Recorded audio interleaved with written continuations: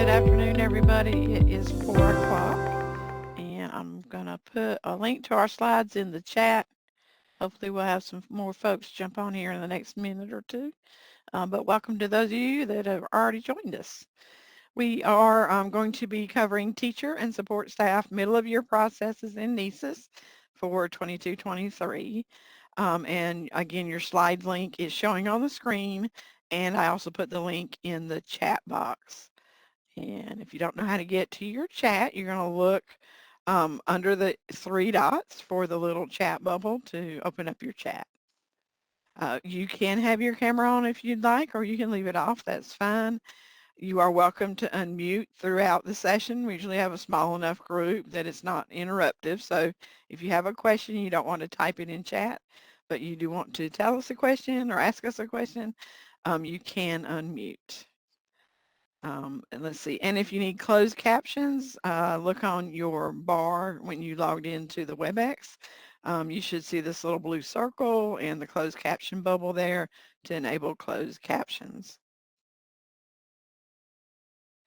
I am Cammie Nairn. I work for NCDPI on the Digital Teaching and Learning team on the Home Base Division, or the Digital Teaching and Learning Division Home Base team.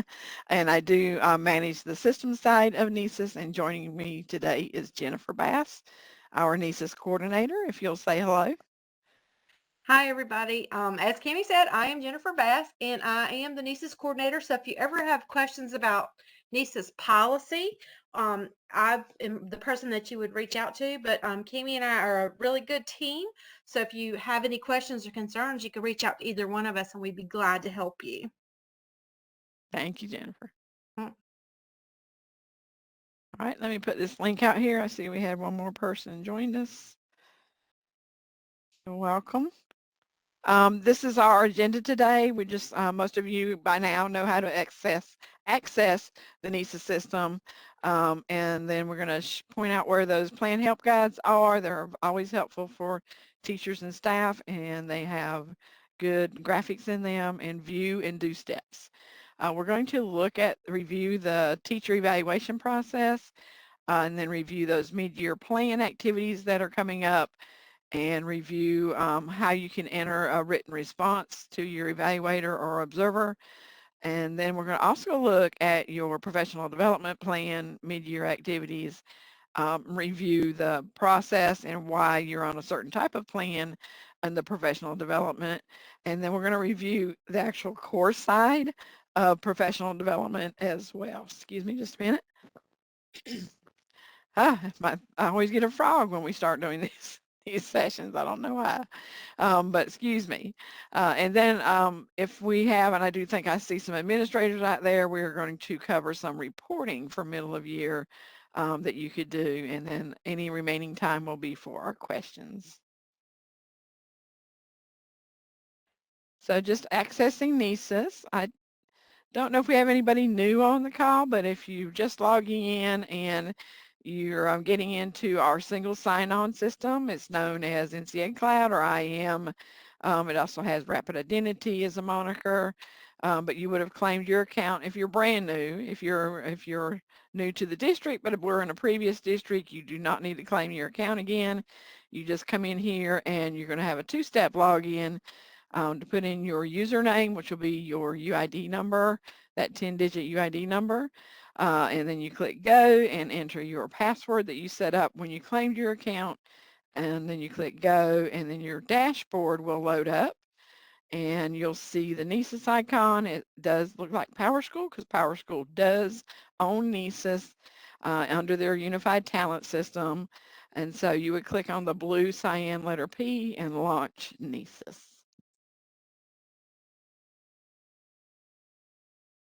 This is the teacher landing page, and it does, look different because we do update what is out here as often as we can to keep you up to date on things that are happening.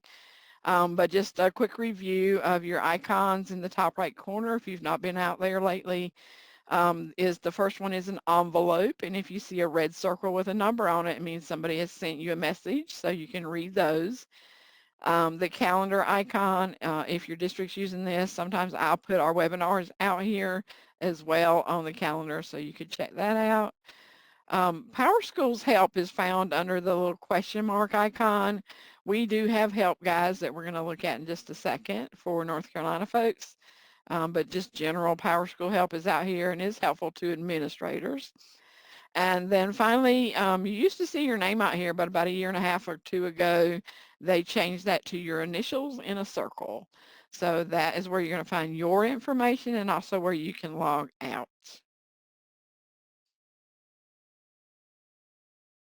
So here is our help guides link. All of these guides have been updated. The screenshot you see here is old, but these are all updated if we were to look live. And let me pop that up there real quick and show you what it looks like now. Very similar. Just all these guides are now updated. You see they no longer have the 2019 date on them. But you can click into the guides if you're comprehensive. On a comprehensive plan, this is the comprehensive guide for teachers or support staff that are on comprehensive plans. And when I say support, like your counselors, your library media, your ITFs, those kind of folks. And then you're just going to go step by step. And when you get into the steps, it's going to go through what all you need to start to get in your plan. You're going to have all the steps and you're going to see these do steps. And then you're going to see view steps. So do steps, you're going to have something you need to do. And view is just for you to review. So each one of those is marked for what you need to do when. Pop that back off. So we are going to be talking about middle of year observation number 2 and PDP. Your mid-year review is going to be happening soon if it's not already started.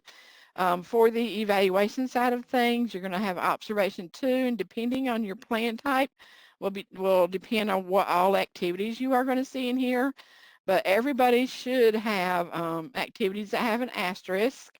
Asterisk activities are required, so they must be completed. Only the evaluator or observer will see the locking of the whole container activity. Teachers and support staff, you're going to see these top activities.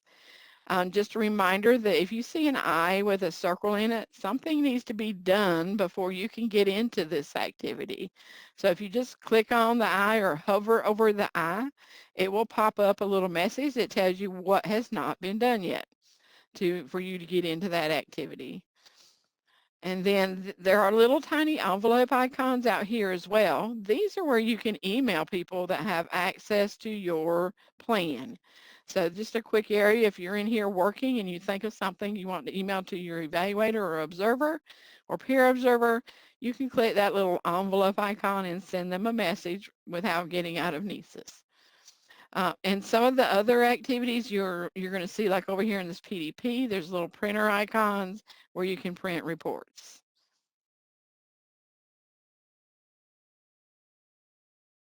All right, so we're going to start talking about the teacher evaluation process for mid-year, and I am going to turn this over to Jennifer Bass. Okay, thank you, Kimmy. We just want to start really talking about why the Department of Public Instruction developed this process to begin with. We do stand very firmly and truly believe that this educator evaluation process is all about growth and improvement throughout the year of teacher practices. A lot of times the evaluation process, teachers view it as a gotcha process, or they might be trying to get rid of me or to punish me or whatever. But that is totally not the purpose of the North Carolina evaluation system.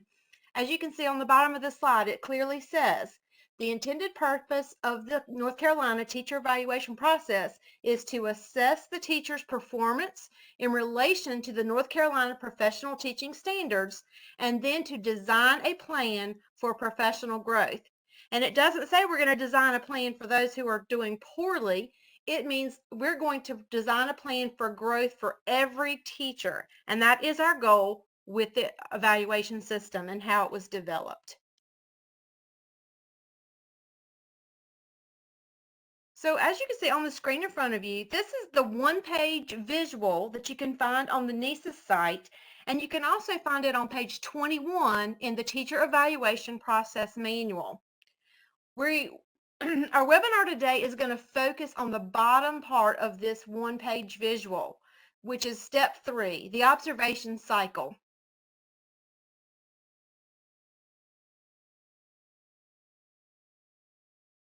In red, you can see step 3, observation cycle, includes observations and post-observations. Let's look at component 5 first, observations. Observations themselves are when an evaluator checks the descriptors in the rubric while they are observing a lesson in a classroom. Now, there are 2 types of observations, formal and informal. And let's talk a little bit about what the differences are. The formal observation itself must last at least 45 minutes or for an entire class period. The informal observation should last at least a minimum of 20 minutes. A post-conference is not required for your informal observations, but it can be requested by you as the teacher if you would like to discuss what the observer actually saw in your classroom. Now, teachers with less than 3 years of employment will be on a comprehensive evaluation cycle, and this consists of 3 formal or 45-minute observations from the principal or their designee, which is probably going to be an assistant principal if they designate it to someone else, and then 1 formal observation from a peer who your principal will assign. Teachers with more than 3 years of employment will be on the standard or the abbreviated evaluation cycle. The standard cycle requires 3 observations. 1 must be formal, and the others can be informal. If you are on the abbreviated cycle, this is probably because you've been there more than 3 years and you are not on your year to license, to get your license updated. And that will only include 2 observations, and they're only going to be looking at standard 1 and 4. And those abbreviated observations, based on whatever your principal wants to do, could be formal, a 45-minute, or an informal, which would be a 20-minute. Now, if you are a support staff person, like the media center or something, that process has no abbreviated observation option. So if you are one of those support people with more than 3 years of employment, you will always be on a standard evaluation cycle. Are there any questions about that? We do have one question. We had one Okay. person that said they were having some hearing issues or sound issues. Okay. I'm hearing you okay, but they're hearing your sound go in and out. Uh-oh. So Okay, I maybe will they try and can, talk closer maybe, to the microphone. okay. And then I do have a question. It says, for a comprehensive plan where it says needing 45 minutes or the entire class period, does that mean if the class is 30 minutes, that's enough? Or is the minimum 45 minutes? So would the observer need to go to 2 30-minute classes if it wasn't 45 minutes long? Yes. They must be in your classroom at least 45 minutes for this for that formal observation to count. So like if you were in elementary school, maybe they want to see the whole math lesson and that lasts over 45 minutes. But if your class period, if you're an art teacher and you're only going to be there for 30 minutes, when I was a principal, I would actually sometimes observe through the switching of classes, because that's telling me a lot about your classroom management. How do you do transitions? So it could be just as long as they're in there observing you with your kids for 45 minutes at a minimum, that would work. All right, thank you. Good question and good answer. That's all the questions right now. Okay. If you have any more, you can contact me about that particular part of the teacher evaluation process. Now, here you can see this is the minimum requirements for the North Carolina evaluation process, and it shows you all the steps and requirements for each of the cycles, the comprehensive, standard, and abbreviated. This is a good resource to have, and you can find this in the teacher manual also.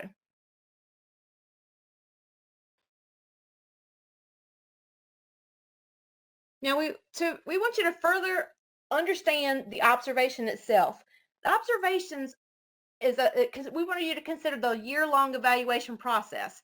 It is a series of formative observations, which is formative information your principal is collecting in your classroom, and they're giving you feedback each and every time that they're doing an observation. There is a misconception that teachers are evaluated and rated numerous times, 2 to 4 times per year, which is not true. And that also kind of stifles our idea of growth, which is what this process was created to do. So everyone is only evaluated 1 time per year, and that happens at the end of the school year.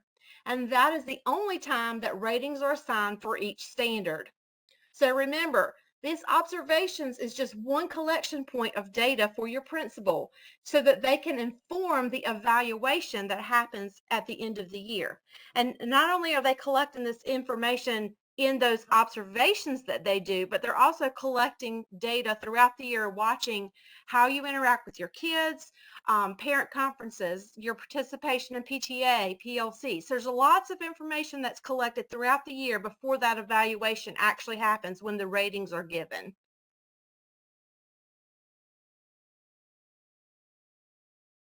So let's look at component 6. This is the post-observation conference itself. The principal must conduct a post-observation conference no later than 10 school days after each formal observation. The whole purpose of this post-observation conference is so that you can discuss and document all the strengths and weaknesses on the rubric, and you can have a discussion about growth with your observer. The post-observation conference needs to focus on the evidence that was gathered during the observation, and the teachers should have an opportunity to reflect on the observation as it relates directly to the rubric itself. All observers need to focus on providing good, relevant feedback on the descriptors and help the teacher to grow for improving their practices.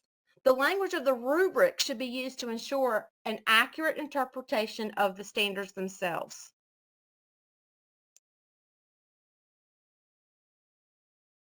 So let's talk a little bit and go back to the slide I first started with. When I talked to you about, it's right up there, Cami. You can go back. sorry. There it is. It's on the screen. I was really trying to emphasize the whole purpose of the evaluation is about growth and improvement for teachers. The post-observation conference is the heart of where we're working to accomplish that growth. The post-observation conference should focus on the evidence that is gathered during the observation, and then teachers should have an opportunity to reflect on the observation as it relates to the language in the rubric. Observers need to focus on providing relevant feedback on the descriptors themselves and help teachers to grow in their practices. And it's very important that you focus on the language of the rubric to ensure that you have an accurate interpretation of those standards. If you would like an opportunity to go through and really dig deep into those standards and what they're looking for and what those words actually mean and to help you improve, we suggest that you take some time to maybe look at this recording that's down in the bottom right-hand corner. It's a rubric that Dr. Robert Sachs recorded before he retired, and it's called Understanding the Teacher Rubric. We have on our site where you can listen to the recording that you see the presentation slides themselves, and then he has some frequently answered questions that were thrown out and he answered for you. But this is a great opportunity to really get a better understanding of what that rubric language is actually looking for and what the principals are looking for when they're in your classroom doing those observations. So please take advantage of that. If you're not aware, we have a resource which is very useful to teachers and principals. It's titled the NCEES Questions for Post-Observation Conferences and Summative Evaluations. This is a document that has questions for teachers to help them to reflect that actually use the language of the rubric. They're organized by the standards, and it helps you to create a common understanding of those standards and all the elements and what information you can gather. If you think that your observer did not see something within that 45-minute lesson, these are some things that you could gather evidence or share with your observer when you're having your post-conference.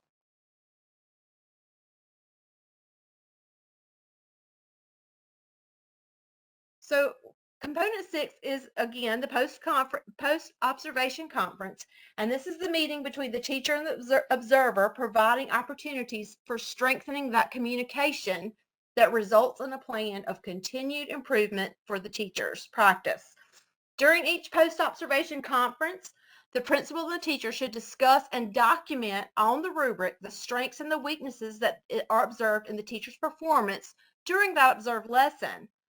The post-observation conference should not include discussion of ratings because teachers are not rated except at the end of the year. This is a formative chance to get data from the teachers.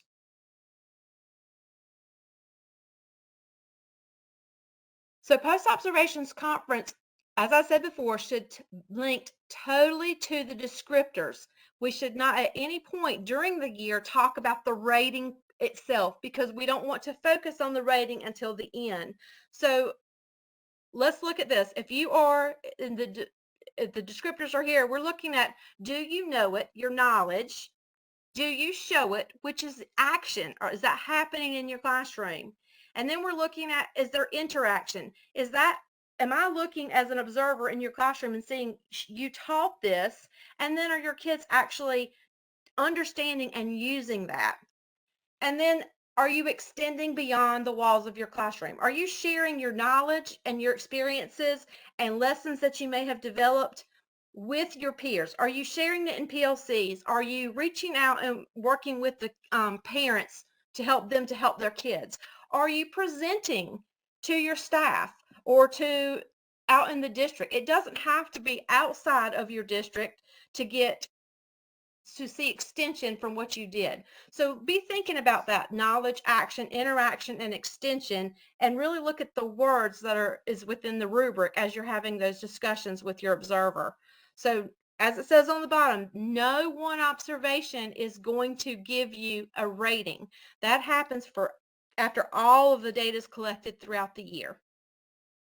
So are there any questions about the observations and the mid-year process and the post-conferences? If not, I'm going to hand it back over to Cammie. Thank you. I do not see any questions in the chat. I didn't see any, but I just want to make sure. Okay. All right, so we're going to move on and talk about the system side of things and how to reopen your evaluation plan. So staff, you'll be navigating to My Evaluation. I know these are older screenshots, but it looks the same. So your blue line will be on the active tab, the current evaluations, and once you've clicked that blue start button, now you see when you started the plan, and you can click anywhere in here on the title to reopen your evaluation plan. We're looking for our activities completed and are they in progress. So if it's not started at all, it will be gray. If it's in progress, it'll be 3/4 blue. The orange means it's almost complete, or it could mean that somebody had a completed activity, but it needed to be reopened by the district administrator or somebody with reopen rights. And then it turns orange until that person adds to or fixes whatever needed to be done and then recloses the activity. Once they reclose an orange activity, it turns back green. So we need you to complete your middle of year activities. And what is that looking like for the plan types? Comprehensive, standard, and abbreviated all require observation 2. Late hire does not require it, but it can be done. That's a district decision. It is available in the late hire plan. So all of these plans, comprehensive, standard, abbreviated, must have observation 2, and late hire is optional. The rest of the whole screen tells you what must all be completed before that summary evaluation container opens. So the observation cycle, who does what when, in the evaluation for the observation 2, the pre-observation conference is started by the principal, but it is optional. It is not required. And then if the pre-observation conference is done by the evaluator, then the teacher then acknowledges that pre-observation. Then it goes back to the principal/observer or a peer observer, assistant principal, who's ever doing the observation, to complete the formal or informal observation, depending on your plan type. And then it moves on to the post-observation conference. We do advise that the evaluator observer leave this open until the conference has been had, because the teacher or staff may be submitting additional details so that the rubric can have additional tally marks checked off. So if you leave it open, then you don't have to get your district administrator to reopen it. Then once this conference is had, and the evaluator then finishes up any additional tallies in that rubric and can close that observation, then those acknowledgments will open up and the teacher and the evaluator can do the signature of the post-observation conference. This written response can happen at any point. It's always available, so the teacher can submit. Maybe there's something you had a question about or wanted to send some artifacts to your observer. You can use your written response to write that up. So once the written response is submitted, the observer will receive an email, and then they must respond in the system and acknowledge that they've received that written response. Once that green check is done and everything has a green check, then the observer can lock that whole observation to activity. Reminder, always look for these asterisks. Sometimes they're tiny when you get down into the fields or the activities. So do watch for those. If you're not getting finalized or a way to finalize or complete something, you've probably missed a required field. So here's just a look at the container for observation 2 in one of the plans. You will see that you've completed training and orientation and completed observation 1. They both have their green checks, and now you can click into observation 2. So here are the areas that are required in each of the plan types. Late hire doesn't require any of these, but the comprehensive will have asterisks on each of these activities. You can see all 3 of these will have asterisks for formal observation 2 and both of the signatures, and then for the evaluator to lock the activities at the end. So this is when we've clicked down into observation 2. Here's where you see those asterisks. Now for the late hire plan, they don't have any asterisks. So they don't have a flower at the top of the container, and sometimes the evaluators will say, how do I know if it's complete? They just need to look at their dashboard on staff evaluations, and it will show a complete if it shows complete and locked, or run the locking activity quick report. If it's completed and locked, then everything is done, because you cannot lock an activity until the observation and signatures are in, even on the non-required containers. Do want to talk about the staff acknowledgement. I know we said this at the beginning of the year, but just a reminder that when you acknowledge a conference, a post-observation conversation conference, you are not acknowledging that you might have, maybe you did not agree with your observation. That is what the written response is for. Do use that to respond. But the acknowledgement in the plan is saying that the process was followed. All the steps were correctly followed. So that's why you are acknowledging the observation conferences. Just click the acknowledge button that the proper process has been followed. Any questions about that? Here's just a little deep dive into written response. So the staff can open up written response, and then you can edit and add comments and attachments. You can also add, down here is an artifacts container. This is just a write-up that you can do. And then here's where you can attach your artifacts and any comments you wanted to include with your artifact as well. You can do one or both of those, either one you can do. Then it will email the evaluator, and they will acknowledge it. So any questions as we wrap up the evaluation process for middle year? Anything you want to see on the live side?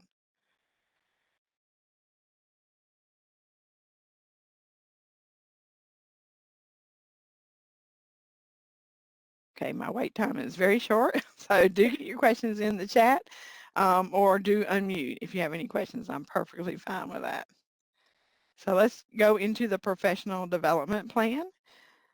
And I think I turned this, yep, I turned this back over. Sorry for the screen movements. Turn this back over to Jennifer. All right. We want to talk to you a little bit about the professional development plans and just review. There are 3 different types of plans: the individual, the monitored, and the directed. These PDP plans serve as the roadmap for your growth throughout the year. And we encourage you to include individual goals, school goals, and district goals as you're developing these plans. And we also encourage you to align them with your school improvement plan, which makes them much easier to work together in PLCs with one another and to work towards improving not only yourself as a teacher, but your school as well. And we also want you to review your teacher effectiveness data. Are you meeting your goals? Are you doing what you need to do to make sure that your kids are getting it and are growing as well? So it's very important that you're constantly looking at your data as it comes in throughout the year. So let's take a look for just a second and review the professional development plan types. If you are on an individual PDP, this is usually new teachers and teachers who are proficient on all their standards in the teacher summary rating form. In this one, the teacher is totally responsible for setting their individual goals for growth and meets with the administrator 3 times during the year to discuss their progress, beginning, the middle, and the end, which is why we're bringing this back up now for mid-year. Now, if we move on to the monitor PDP, those are for teachers who are rated developing, who are not proficient on 1 or more standards in that teacher summary rating form. In this plan, the administrator and the teachers will meet together and discuss, and they will set those goals together. And they also should meet 3 times during the year. If you are on a directed PDP plan, these are for teachers that have gotten not demonstrated on any standard or developing on 1 or more of those standards for 2 sequential years. On the directed PDP plan, the administrator will set the goal for the teachers based on their observations and all the documentation that they have on that teacher. And this plan needs to be monitored at least 3 times per year, but we suggest it's monitored more often than that.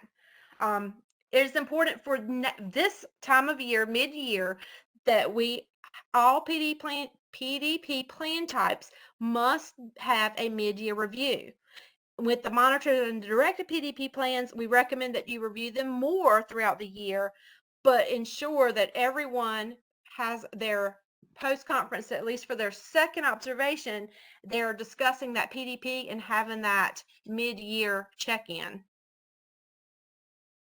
So are there any questions about the PDP? So this is the review cycle itself. You have your PDP. The PDP evaluator will sign that, and then the principal or AP signs it, and then the mentor will sign it if you have a mentor and you require the mentor signature if you're a new teacher. And then the teacher is going to sign off on that. And then after that step is signed, the principal can lock the activity, and the PDP mid-year review is complete. Okay, thank you, Jennifer. Back to Cammie.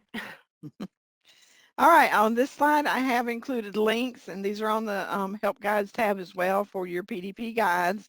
Again, there's one for you guys that are teachers or support staff, and then one for the evaluator observers, and then there's the mentor one. If you have a mentor assigned, if you're a new teacher, you should have a mentor assigned. So make sure that they get their signature done before those activities are locked up. So here's just another look. We went back to staff evaluations on the current evaluation tab, and now we're going down to our professional development plan that's already been started and clicking on the title to reopen it. And here we've opened up our plan. We see our green checks on our self-assessment. Some folks, even some districts require folks to update their self-assessment at mid-year.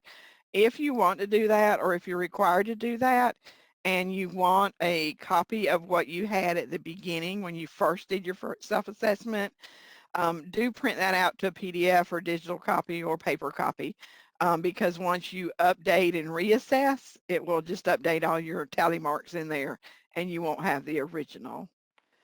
So you'll have a green check mark there, a green check mark on your PDP initial year, and now we're getting into the mid-year review that Jennifer just spoke about. And here is where you're going to come in. You've got the PDP details mid-year review, where you're going to click into that. This is a screenshot that already has it completed, but yours will be gray or blue since you've opened it up. You'll click on new if you want to enter any new details in there. And then the teacher completes that mid-year information. The evaluator reviews and reviews the teacher's submission. They do have access to make any needed changes. And then the mentor, if you are on a comprehensive plan that is for a beginning teacher, then you must have your mentor then review all of this and sign off. And then the teacher can sign off, or support staff, either way. These words are interchangeable, okay? And then, of course, then the observer or evaluator will log the activity overall once all the check marks are in place.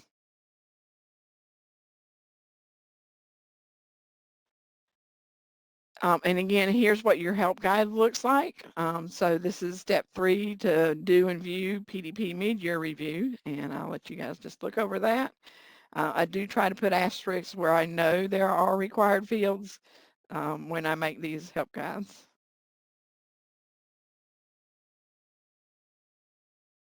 The next container down on your PDP is going to be your Record of Activities container. And here's where you can click into and print reports on your PDP. So there's several reports in here. You can print a report for your initial review. And then when your PDP mid-year is updated, you can print a report for that. There's one for later on for the end-of-year review. And then the last one prints the dates and signatures of when things were signed off on. So that's that last report out there as well. And anybody can print these, teachers, admins, you can come out here and print these reports. Also in here is the teacher background field.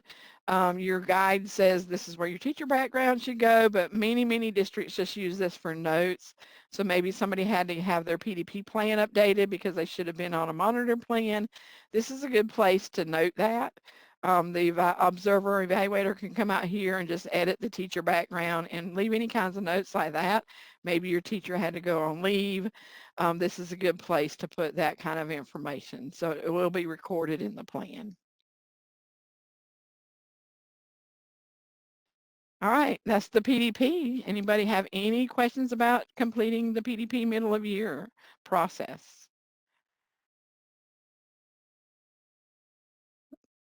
Okay, we're going to take a quick look at the professional development component. Did have some new guides out for you. If you've not already seen these, I try to post these on the homepage in NCEES. This one I need to put back up. We had it up there for a little while, although it is kind of up there. This year, we added a pilot to include people in NCEES that are only in NCEES to take PD. They will not be evaluated in NCEES. They will use the fillable forms on our websites. So this is a one-pager on the left that was made for them, but anybody can use this because all of these links will help you search for PD, a quick video on how to find PD, how to get into NCEES, how to manage my courses in NCEES, how to access my transcript and certificate when I complete a course. The last link is for the PD only people, is to show them what tabs in NCEES they have access to, because they won't be doing plans. They only have access to the PD areas, so professional development, my courses, things like that. And the bottom link is for administrators for the updated roles that we're now bringing into NCEES. Okay, I see a question. Is there a way to change that support only role? Our SLPs are now support-only roles, but we have a few serving as mentors who need access to their BT's PDP to sign off. Yes, Katie, we are working on that right now. It's in test, but there's been a little bump on that. I thought it would go pretty quickly and we could get that in place because we've had a couple districts ask for that. And so we are going to move the 3 certified roles into support certified and then give them the navigation to staff evaluations. However, there is a bump we have to get through in test right now. It's doubling up all the demographics and we don't know why. So we are working with PowerSchool diligently on that and hope to have that. I'm hoping in a couple weeks, but you know how it is when things are in test. So right now, I guess they can do it on paper. I'm not sure how else to get them in there right now, Katie. So I hope that helps a little bit to know that we are working on that and we'll try to get it in there just as quick as we can. All right. All right, so then this is also linked in this one pager, and this is my self-paced courses guide. I have just updated this because I learned we had some courses that were archived that I didn't know about, and we've had some new courses that our DPI departments have placed out there. So this spreadsheet is now updated. There's also, if you just want to open the PDP, the PD self-paced courses, here you can do that as well. Let's see, what time is it? 4:41. I think we have time. All right, so this is the one pager for the PD only or anybody that wants the help from the PD. And then I'm clicking on this bottom one, I think, if I can get to it. And this will take you to this page. All right, let me zoom out a little bit. All right, and this will be a spreadsheet of all the courses. The overview page gives you some of those help links that I showed you on the PD only page. But here's a link to all of our self-paced PD courses, or if you're just looking for maybe DLCs that we offer, or general, or leadership, or literacy, you can click on any of those. I'm just going to click on all PD courses.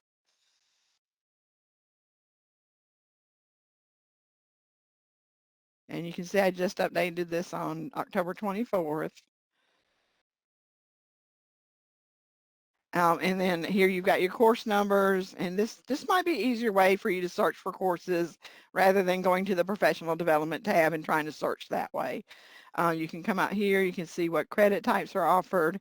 Even if you're on this spreadsheet, you can come down to the tabs below and jump over to the DLCs that are offered currently. I know there's some new courses that Canvas just put out. Here's SchoolNet courses here that are offering DLCs. DPI offers mostly general credits, but the courses can apply to other credit types. So there's different areas you can find that, and that's either going to be in the course description or if they're tagged or aligned to standards, and we're going to look at that in just a second. So here's a screenshot of on the professional development page where you can, I'll pop it over here live so you can see that. You can find courses aligned to your standards. And if you are going to search for courses aligned to standards, you can just click the available button. This is the principal, AP, the administrative standards, and then we have the teacher standards. Since we're doing teachers, we're going to look at teacher today. And so you just click available. The Explore button doesn't do anything, but they can't hide it for me right now. And so now I've got all the courses that are aligned to that standard. So that might be a way you could do an artifact saying, well, and it should show in the notes that it's aligned right here at the bottom. You could print this page out to let, if you need to turn something in to say, yes, it's aligned to this standard, and so it should be this other credit type. So maybe that will be helpful. All right, so that's searching for courses aligned to standard. Also, just real quick, if you haven't joined some of my other webinars, if you're looking at courses and you're not sure you want to take them, you can pin them And then when you come back to my courses, you'll have a area called My Pen Learning Opportunities, and you'll see all the courses you've pinned. So you can then go back later and decide to start them. So just a quick little tidbit before we wrap up today on finding PDPs, PDP, professional development. Ooh, we got too many things with the same initials. The professional development to help you meet your goals that you're set in your PDP. That's what I was trying to say. To find a course that will help you with that and demonstrate your growth in that area. All right, also in your evaluation in the rubrics, if you've not noticed, there are little tiny light bulbs. I'm sorry to screenshot, it's not bigger. But once the standards are aligned on a course, and NCVPS, all their courses, they try to align every one of their courses. We're working on getting our other departments to also align their courses. Once they're aligned, they show up under this light bulb. So you can click on the light bulb, and then as a teacher or support staff, you'll get a list. You don't need to check any of the boxes. You just come over here on the right-hand side. You find one, and you say, yeah, I'd like to register for that. You just register. You can click into the title to read more about it before you register. That's fine. But you can register straight from your rubric. So when you had that observation conference, and maybe it did turn out that I'm trying to meet my leadership skills and we're struggling a little bit, here's some PD that I could take. And then your evaluator observer, your evaluators, the principals, they can assign PD out as well through that light bulb. They would then check the box of the course they want you to take and recommend or require it, and then post it to your My Courses page. Okay, any questions about that? Last thing about PD, NCVPS, and I think we posted this pretty much now. Most people should know that rt3nc.org is no longer there for the PD for NCVPS. My list does have NCVPS courses in it, but if you want to see NCVPS's sites list, click on that link on that slide. This is also another good way, I'm going to scroll down, to see how they've designated which courses they award general. Well, good gracious. They award general for all of their courses. When you complete them, you're going to get a general credit. Well, but they do list out here if they apply to another credit type. So when you print out your certificate, also come out here and take a screenshot of this, and you can say, I need a digital literacy credit. Will you approve the digital literacy credit based on this right here? Because it could apply.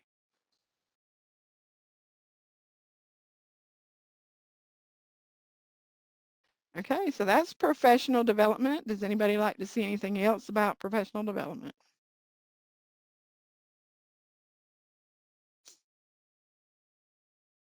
Okay, let's moving on for reports and resources, reports for administrators.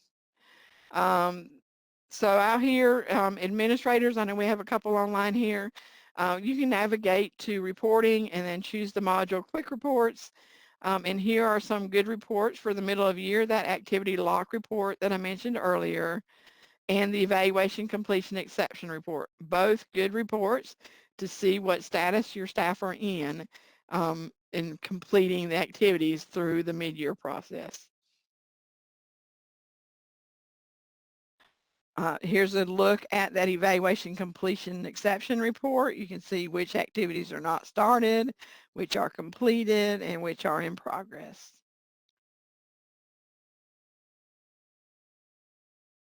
There is a GP status report under the reporting tab as well.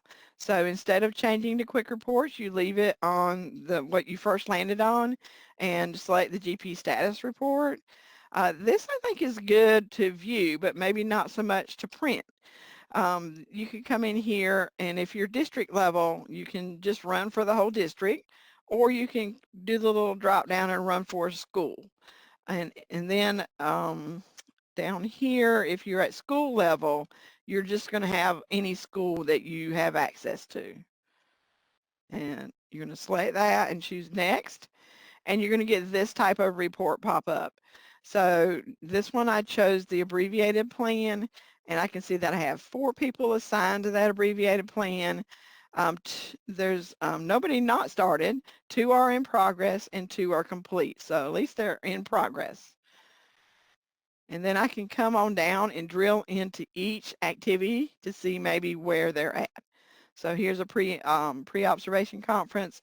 2 of them did not get one because it's an abbreviated plan. And then there's 1 that is in progress and 1 that's complete with that. And you just keep on drilling down. This does give you the ability to drill down even further into a school and then into people's names to see where they're at in their status. So check out that report. That was a GP status report. All right, I do have a few resource slides to show you. I am going to put this feedback link in the chat. And this, if I could type, I will, feedback. All right, so we do like to get your feedback on our sessions. Hopefully they're very informative for you. Let us know if we're missing anything or if you need some additional type of information in these webinars that we do for you. We do also ask you to do the feedback if you want the certificate for today. The last couple of questions are going to be, do you want that certificate? And then you have to submit your email and your name. So it will generate an email back to you usually within about 15 or 20 minutes. You'll get an email and you would print out your email. It will look like a certificate. You'll print out the body of your email, and that's what you can turn into your district for today's webinar. I do want to show you our new sites. The first one is a public site. We used to have the NCEES Google site, and now it's NCEES Resources, bit.ly/NCEES Resources. We had to move away from Google, and we built this out in Canvas with the help of our Canvas lead out here, Corey McNeil. He's awesome. But out here is all your information for this site. You probably won't see as many links on the left as I'm seeing, but out here you'll see home and you'll see modules. You can click into each of these areas to get information. So we'll click into teacher. There's all the policies that you might want to go look at and read. Here's some procedures. There's those questions that Jennifer shared with you earlier. Teacher evaluation information, the process charts, cycle requirements, that PDP chart that Jennifer shared with you, and then code of ethics information. There's a resources tab, if you need fillable forms, they're out here.